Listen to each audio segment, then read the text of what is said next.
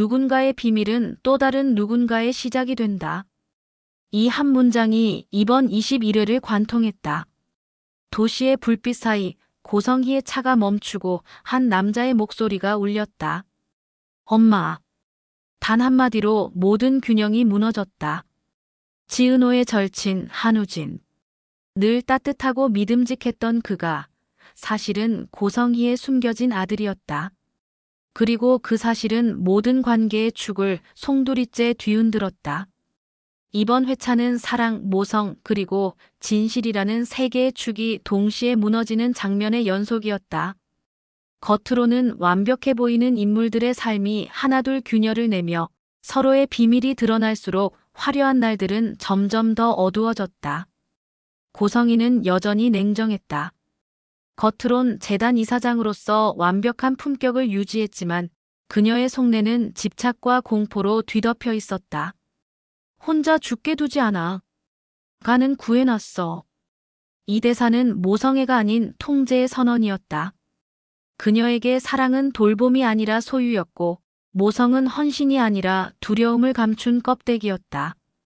자식을 위해 무엇이든 할 수 있다고 믿는 그녀의 사랑은 결국 타인의 생명을 침범하는 폭력으로 변해갔다. 그동안 미국 유학 중이라 알려졌던 한우진은 지은호의 일상 속에서 가장 순수한 친구로 그려졌다. 늘 웃음을 잃지 않았고 따뜻한 위로를 건네던 인물. 하지만 이번 회차에서 그가 고성희의 숨겨진 아들이라는 진실이 밝혀지며 시청자들은 충격에 휩싸였다.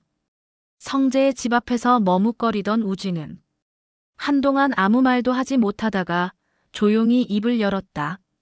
엄마. 그 한마디로 공기가 멎었고 이 드라마의 서사는 완전히 다른 궤도로 넘어갔다. 그는 단순한 조연이 아니었다.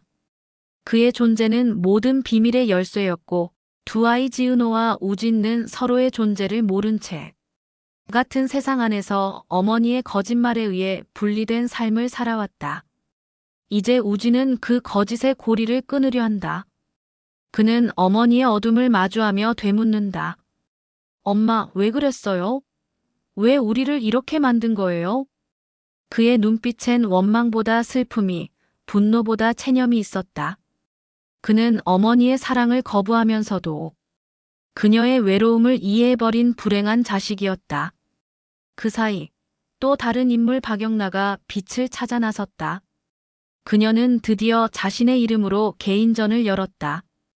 이제 엄마의 세상이 아니라 내 세상을 그리고 싶어요. 그 순간 그녀는 자신만의 정체성을 되찾는 듯 보였다. 하지만 자유의 문턱에서 기다리고 있던 건 또 다른 위기였다. 갤러리의 화려한 조명 아래 그림자처럼 숨어든 스토커. 그는 조용히 다가와 흉기를 들이밀었고 놀란 영란은 그대로 납치되어 주차장으로 끌려나갔다. 그녀가 차 뒷좌석에 태워지는 마지막 장면에서 시청자들은 숨을 멈췄다. 이 장면은 단순한 스릴러가 아니었다. 그녀의 납치는 곧 상징이었다. 고성희가 만든 세상 통제와 거짓의 세상에서 벗어나려는 딸의 몸부림이었다. 자유를 향해 나아가려는 한 소녀의 발걸음은 또 한 번 어머니의 그림자에 묶여버렸다. 지역과 은호의 감정선 또한 복잡하게 얽혀 있었다. 서로를 의식하면서도 피하고 감정을 숨기려다 오히려 드러내는 두 사람. 지역은 여전히 냉철한 척했지만 그의 말 한마디, 눈빛 하나하나에는 진심이 묻어 있었다. 싫어. 이제 그만하자. 아직도 우리가 선후배도 못 되는 그런 사이야? 그의 말에는 후회와 그리움이 섞여 있었다. 은호는 그 고백을 장난으로 받아들였지만 그녀의 흔들리는 눈빛이 모든 것을 말해주었다. 혼자 감정 정리하세요. 꿈 깨요. 단호한 말 뒤에는 스스로를 지키기 위한 방어막이 숨어 있었다. 그러나 그 밤 지역이 쓰러지고 병실에서 그를 지키던 은호의 손끝이 그의 이마에 닿는 순간 그녀의 눈빛엔 명확한 감정이 스쳤다. 그건 연민이자 사랑의 시작이었다. 그녀는 이미 알고 있었다.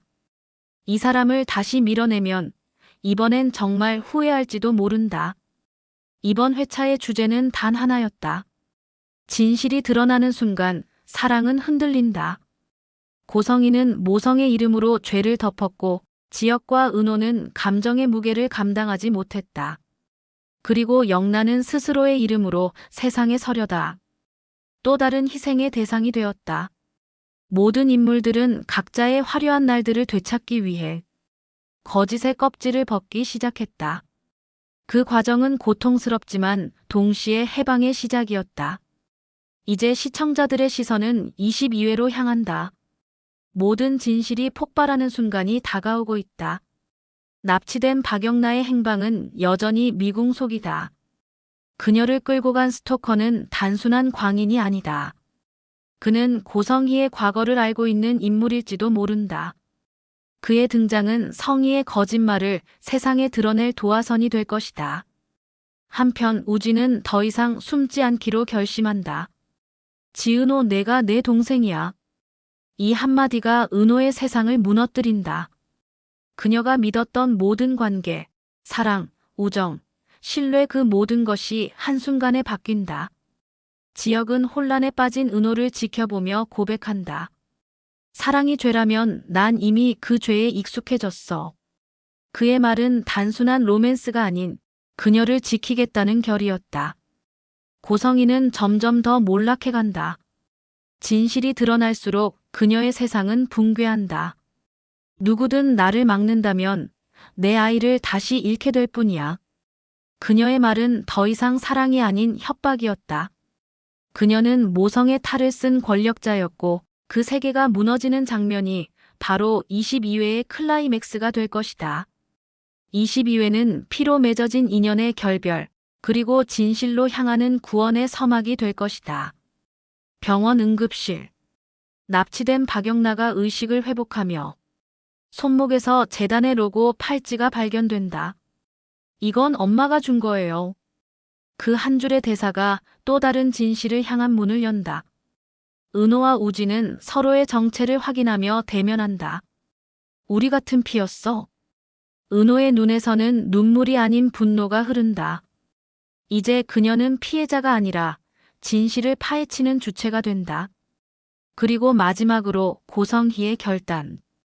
그녀는 모든 것을 잃는 순간에도 여전히 스스로를 합리화한다.